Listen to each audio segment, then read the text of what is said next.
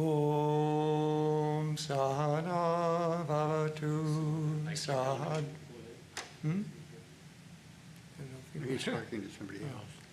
Om Sahana Bhavatu Sahano Bhunaktu Sahaviryam Karavavahai Tejasvinavaditamastu Mavidvishavahai. Om Shanti Shanti Shanti. May Brahman protect us. May he guide us and give us strength and right understanding. May love and harmony be with us all. Om, peace, peace, peace. Good evening, and we are continuing reading from the complete works of Swami Ramakrishnananda. And last time we read some sections on interfaith, so I thought we'd play a couple of musical selections about interfaith. The first one is the ending of the parable of the blind folks and the elephant, where the elephant trainer explains that they've all touched just one part of the elephant, and they don't really understand it. So we're going to start right there.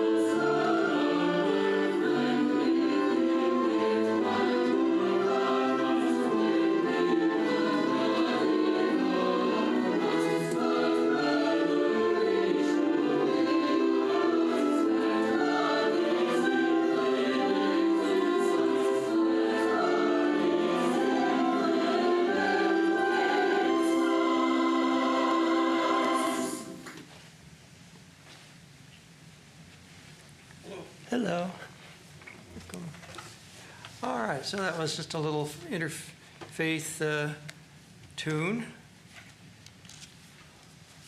So now we will continue with our reading from Swami Ramakrishnananda. We're in the section called The Man of Steady Wisdom, which of course is based on the section in the second chapter of the Bhagavad Gita.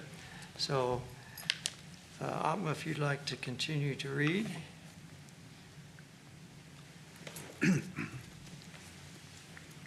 If you wish to give up the world, at first it will of course be far from easy, for the mind has the habit of dwelling on the world. When you sit down and try, you may not at once succeed. But there are men who have succeeded, and these examples will encourage you. To hold the mind is no doubt the most difficult thing in the world, but it can be kept under your control if you understand that life and happiness cannot be had except within yourself. Then, if you desire happiness, and if your desire is strong, you will long to go to that place within where it is to be found. When you go there, you discover that you are only the witness of all these outer changes.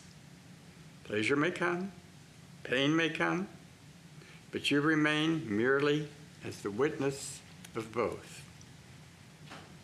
Then you get a mind that is steady in wisdom, and you go beyond the realm of pain and pleasure.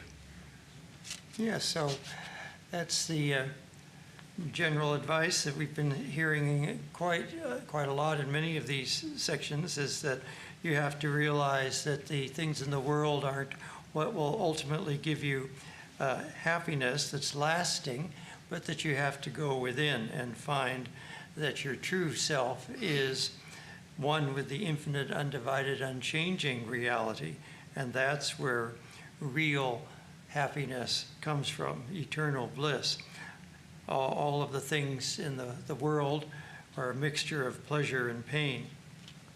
All right, let's read the next section. Pleasure and pain are twins. You never find one without the other. You want bliss uncontaminated by misery, but you can never find this where pleasure and pain exist. The same nerves are affected by the two sensations, so both rest upon the same basis. The nerves that make you feel pleasure also make you feel pain. Of course, the nerves are of themselves dead. Only when the spirit infills them can they feel. But when they begin to think and feel through spirit, that is only the reflection of the real spirit, not the true spirit itself. Spirit is absolutely one, without a second. Just as modern chemistry tells us that gold is not a compound, it is always the same, so is the nature of spirit. Pleasure and pain, happiness and misery, honor and dishonor are not in spirit. The mind gets the idea of these from matter, not from spirit. Although it derives its power to know them from spirit, because knowledge comes only through spirit.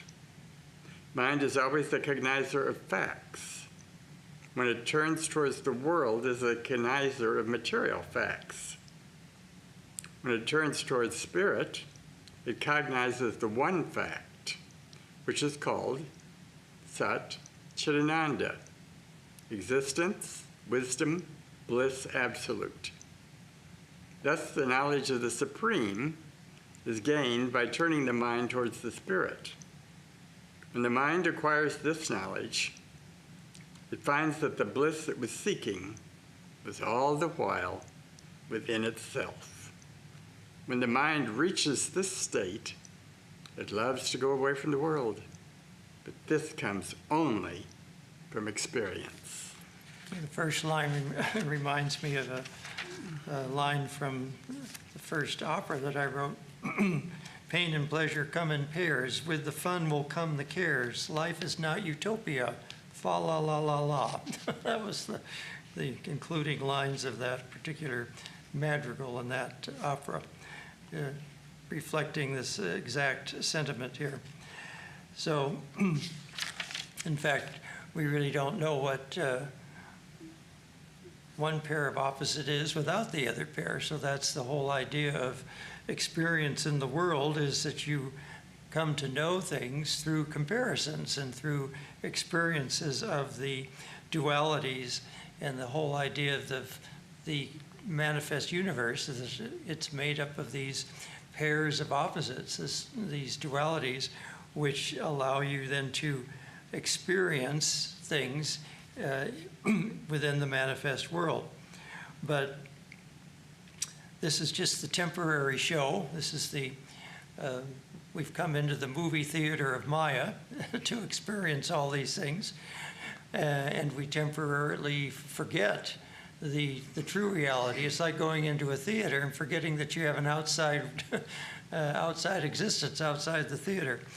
Well, we're in the theater of Maya, and we've forgotten that we have an existence outside the theater of Maya, but that existence is found by turning within and finding your true self within. All right, let's continue. Every man is searching after wisdom, after life, after bliss. When he will discover that these can be found only outside the world, then he will be anxious to go in that direction. We are now tied to the world because we think that life, wisdom, and bliss are to be found here. As soon as we learn that they cannot be had here, then we naturally turn away from the world. We see that the world gives a little bit of pleasure, but that pleasure is limited, so we do not want to stay in it. If after steadily searching for some time, a man is able to find out his true being, he will naturally care to live in that, and will have no inclination to come away from it. Will feel that that is his true home, and he will rest there content. Then he becomes a man of steady wisdom. But of course, the great ones also are gracious enough to come back and live in the world, but they come back as that person of steady wisdom, and as such, they are able to live in the world but not be of the world, and help others along the path so that they too can experience that state of steady wisdom.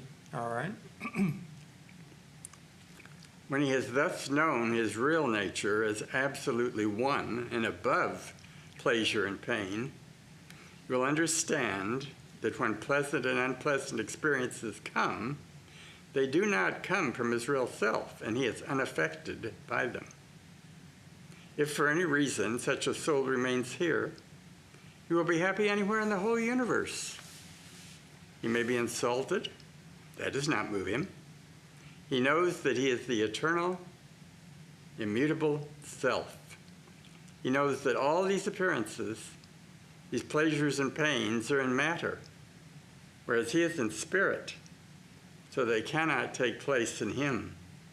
He merely looks on at them, all as a spectator. As a man watches a performance at the theater, so he enjoys this great drama of the universe written by God. How many scenes it contains. But he looks on at the spectacle unmoved, enjoying both the drama and the dramatist. Yeah, so he's using the analogy of the drama as well. So, because it's a good one. It's the idea that this is the play of Maya, the divine play. And so you can learn to enjoy the drama and yet realize that you can come out of it. You know, I'm always reminded of the things in Lewis Carroll's two Alice books, Through the Looking Glass and Alice in Wonderland. And in Alice in Wonderland, she becomes so frightened that she wants to escape the world. And in Through the Looking Glass, she just thinks the whole thing is so silly. She's at that tea party at the end, and she realizes this is the silliest tea party she's ever been in. And she just gets tired of all the nonsense. And so that's our situation here. We have to realize that this world of Maya is filled with a lot of nonsense. and we have to get tired of it in order to turn our attention inward so that we can experience that bliss on the inside. Then once you've done that, you can come back and experience the world with a whole new set of glasses. As he mentioned the last time, if you put in green glasses, you can see the whole world as green. So you've put on your glasses of steady wisdom, and you see the whole world through the glasses of steady wisdom, realizing that it is a play, and you can really enjoy it. It's like the old War of the Worlds radio program, when people actually thought it was a real invasion from Martians, and they were all terrified. They didn't enjoy the broadcast at all. They were terrified. If they'd known it was a broadcast, they would have enjoyed it and thought the drama was lots of fun, but they didn't understand that. So that's our situation here. All right. He should be regarded as a man of steady wisdom. Therefore, who is never affected by pleasure or pain, because our minds are in touch with the world, we are moved by heat and cold, happiness and misery, but his mind is not in touch with the world, so he is not disturbed by them. As the tortoise can draw in its limbs and protect itself from harm, so when a man can draw all his senses inside himself and forget the world, he cannot be moved by it. This is not easy. Only a man of steady wisdom can thus collect his sense energies within himself by means of pratyahara and drawing the mind. For others, it is the most difficult thing because all our senses are made to carry us out into the world. Our eyes are intended to see the beautiful forms, our ears to hear sweet sounds, our tongue to taste savory dishes. Only when a man begins to seek inside himself for happiness will his sense energies flow inward. The mind of an ordinary man of the world naturally runs outward. Not so a man of steady wisdom. His senses naturally flow in. So the Gita says, what is natural for a man of the world is unnatural for a yogi. For example, it is natural for a yogi to go away from the world. It is natural for an ordinary man to go towards it. Once someone asked Sri Ramakrishna what he felt in the state of samadhi. He replied, if you keep a fish out of water for a while, then put it back, what will it feel? That it has got back its home. So when the soul goes into samadhi, it feels that it's gone home, because that is its natural condition. Thus, for a man, a sitting posture is natural, and he can remain in it for a long time. If, on the contrary, he has to stand on his head with his legs up, he may stay for a few moments. It is not a natural posture, and soon he will have to change. You know, one part of mindfulness meditation practices is to be able to observe things without reacting.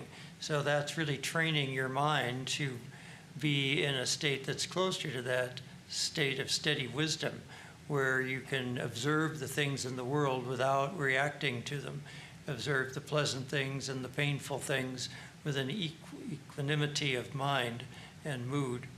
And it's interesting how this has become very popular on college campuses because the stress of college life is so great that the students are looking for something.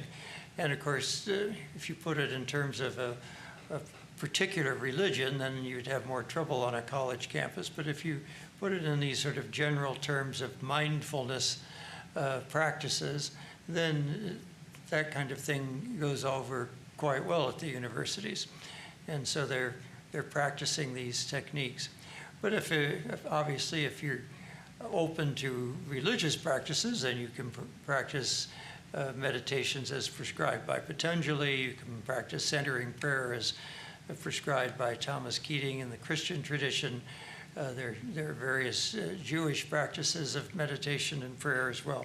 So all of these things can be practiced in the context of a religion, but it's also interesting to see that the need is so great now that there's even a way to present it in in a way that doesn't particularly align itself with a religious tradition. So you can be spiritual without being religious, which is so popular these days, especially on college campuses. So, all right, let's continue. When we are in a natural condition, we are at rest.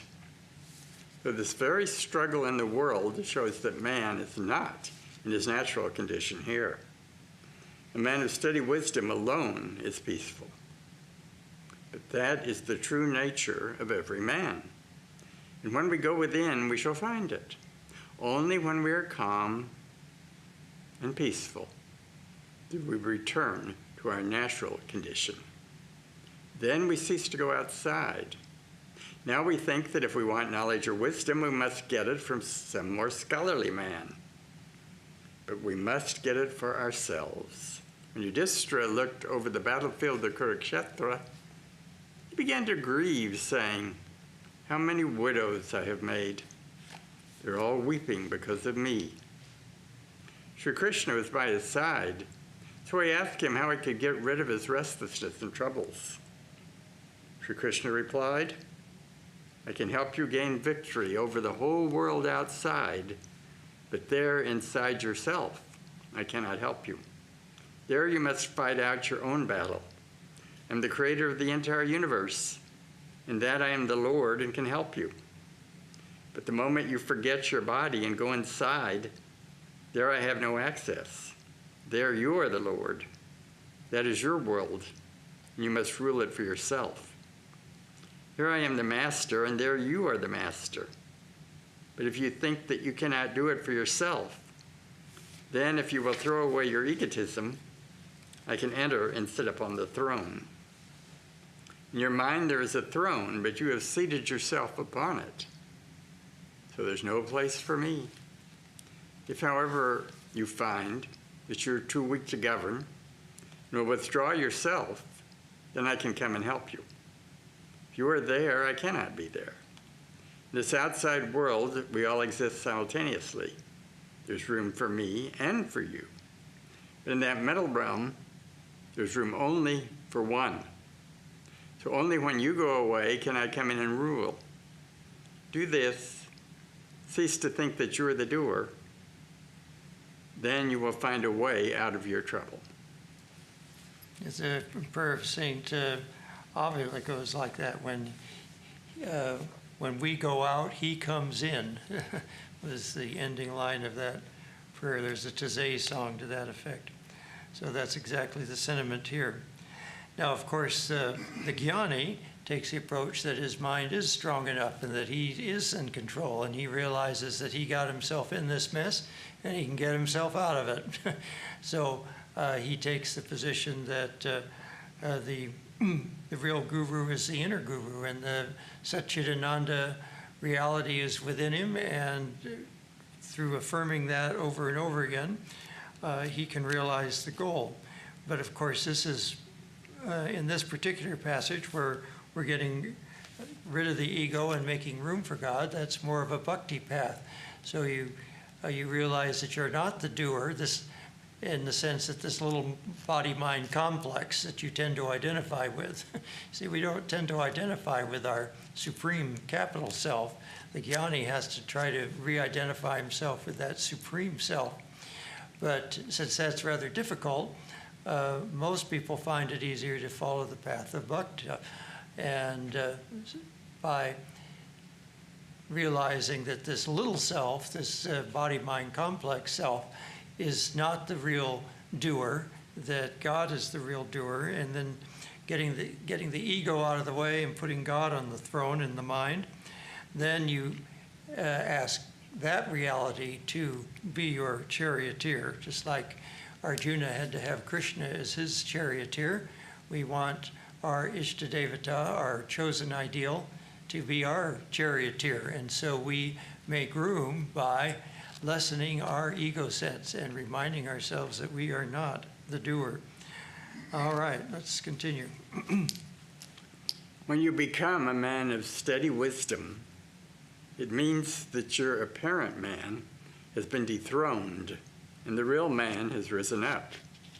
Your natural state then is introspective. You begin to taste true bliss. This is the lesson we all have to learn. If we would possess unfailing wisdom, we must lose all egotism and realize that everything is done by God. He is the only doer in the universe. When you feel this at that moment, true wisdom will come. Your sense energies will then flow towards God because He alone can make you happy. You may know a man of steady wisdom by this, that in a moment he can withdraw his mind from the world. He may be talking to you, and suddenly his consciousness is no longer here.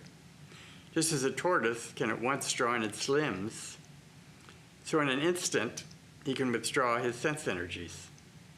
Only such a man has become established in wisdom and no one else. Suppose a man sits down quietly and says, I must go inside myself. He closes his eyes, acts like a yogi, thus withdraws his senses for a while. He starves his eyes, he starves his ears. He does not give any of the senses their proper food. And for the time being, these outer senses do not exist for him. There's no touch, taste, or sound for him. But it does not follow that attachment for these has left him. He may still have an intense desire to enjoy different kinds of food. When hunger for them again comes up, he will have to satisfy it.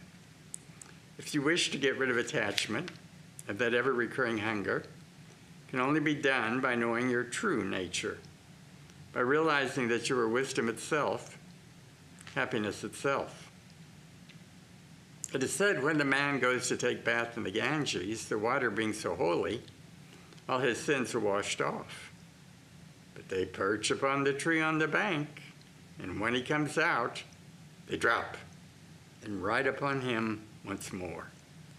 So we may take a bath in the Ganges of meditation, but when we come out, the world is waiting for us and falls upon us again. To escape it, we must dive deep. If we wish to escape, we must go to the very source, to the feet of the Lord. To do this, we must plunge deeper and deeper inside. We must go to God and to no one else. We must realize that He alone is our true Father. He alone is our true Mother. He alone is our true friend. And then we shall enjoy eternal life, eternal wisdom, and eternal bliss. Reminds me of the, I haven't heard about these lately, but for a while it was very popular to have an experience of what they called a Samadhi Tank. And the Samadhi Tank was a enclosed vessel that was filled with water that was just your body specific gravity, so density, so that you just were submerged in it, and you had no sensation of gravity, and you were enclosed in it, so you couldn't see anything. The sound was all blocked out. There were no odors coming in, so all of your sense organs were denied any input, and so this was supposed to be a way of experiencing no sense impressions. So I never experienced that, so I don't know how effective it was. I don't know, I have a feeling it wasn't that effective because you don't hear too much about it anymore. Again, your mind can create all sorts of things, just like it does in the dream state. You can't escape various problems in the dream state. Your mind throws up all sorts of images in your dream. I frequently wake up tired in a dream because I feel like I've worked so hard in the dream. All sorts of things have happened, and you get busy and you can't finish anything, and it's very frustrating. Dreams can be very frustrating and very tiring. So our minds all by themselves can bring up all of these things that, so just cutting out your sense impressions is not necessarily going to do the trick. Obviously, that can be a first step in order to help your mind quiet down, because if you just take in all the sense impressions, then pretty soon your mind is going to be torn in several different directions, and the thought waves will be very disturbing. So you either have to be able to ignore the things coming in through the senses, or you need to be able to deprive them some way, like sitting in a quiet place, closing your eyes, and meditating in that way, so we can close out some of our sense impressions that way. But then you have to make sure the mind is going to be still. So of course what we normally do is repeat a mantra that keeps the mind one-pointed on one thing. And if you can keep it focused on one thing, that tends to help it not think about a bunch of other stuff. If you just try to tell it not to think of things, that doesn't work. It's like telling a kid that's trying to learn how to ride a bicycle not to run into that pothole up there. Well, then his mind's focused on the pothole and he runs right into it. So that's the way it is for the mind. If you keep telling your mind, well, don't think of this and don't think of that and don't think of these problems, and then your mind is on those problems. It's on all those things you didn't want to think about. So you want to replace those with something else. So you either focus on your breath, or you focus on a mantra, or a spiritual image, or a yantra, or something of that nature, so that your mind is focused on one thing, and that helps it not to think about a bunch of other stuff. All right. So we have a little bit more time. We can start the next section called The Blessed Man. Blessed is the man who is possessed of true devotion. He is the happiest of men because he is free from all anxieties. We are like instruments in the hands of God. When we realize this, all egotism goes. Our daily prayer to God should be, O Lord, grant me to know my own nothingness, and that thou art all in all. Help me to realize that I'm a mere instrument in thy hands, and that all is done by thee. When a man comes to understand this, he is truly happy, because he knows that his actions are guided by God, who will never misdirect him and never commit a blunder. The man who acts on his own responsibility is sure to commit blunders at every step. But the one who feels that he is only an instrument in God's hands and resigns everything to him always acts wisely. Yes, that's very good advice. Try to always remember that you're the instrument. That can be a daily prayer or a constant prayer if you can manage that. Please make me an instrument of your work, so that you can feel that you're not the doer, but that you're simply the instrument for God to work through you. All right, let's continue. To attain this state, however, one must be steadfast and humble. Humility, destruction of ego, can be effected only by humility. Bhagavan Sri Ramakrishna used to say, as water flows off from high ground and collects in the low places, so the grace of God runs off from the heart, puffed up with vanity, and gathers in the hearts of the humble. God's grace flows equally upon all. The egotist cannot hold it, for the lowly heart receives and retains all the grace that falls into it. Steadiness and devotion means that though you may be busy with many things, still your mind is always turned towards God. It should be like the needle of a compass. It may swing a little to this side or that, but it always has the tendencies to point back to true north. Oh, that was a short little section. So, and of course, there's so many ways to practice that. Brother Lawrence, the practice of the presence of God, just thinking that God is your constant companion and that he's there helping you do the dishes, he's helping you do the gardening, he's helping you open the mail, he's helping you take a shower in the morning, all of these things. Or another way is to remember that your body is a temple of God. So when you're showering and cleaning up in the morning and combing your hair, you're taking care of the temple. This is part of the temple maintenance. When you're eating, you remember that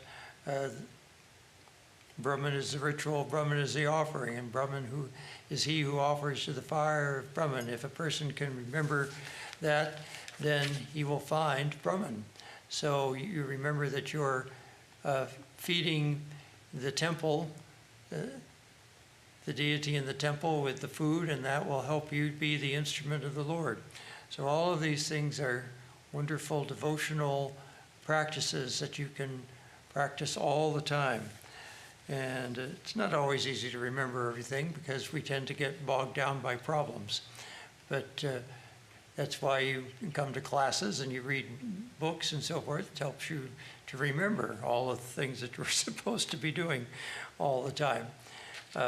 So don't be discouraged if you haven't been able to master thinking about all this all the time. But little by little, keep reminding yourself, and pretty soon it will become more of a habit. Maybe use some Post-it notes, but you have to remember to change them. Otherwise, they just become part of the background and you don't notice them anymore. So you have to keep moving things around and putting up reminders in different places. Put little reminders in your cell phone. Have your cell phone beep at you at certain random times of day with a little reminder. Well, let's see. Why don't we just have a few minutes. Let's listen to the interfaith prayer that we sang in the Vivekananda oratorio. That was based on words that Swami Vivekananda used at the Parliament. So I think that's the next track, so let's hope so. Yes, it is.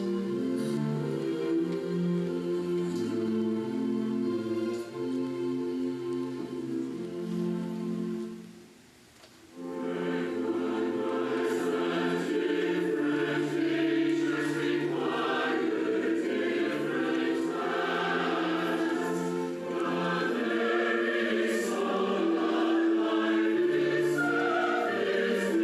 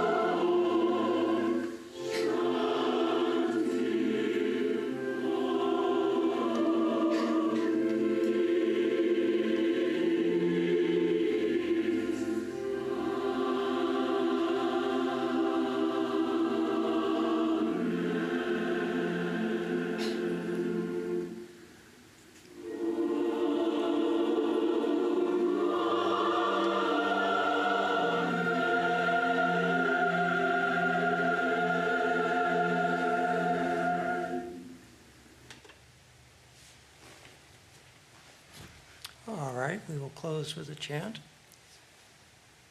Om Purnamada Purnamidam Purnat Purnamudachyate Purnasya Purnamadaya Purnameva Vashishyate.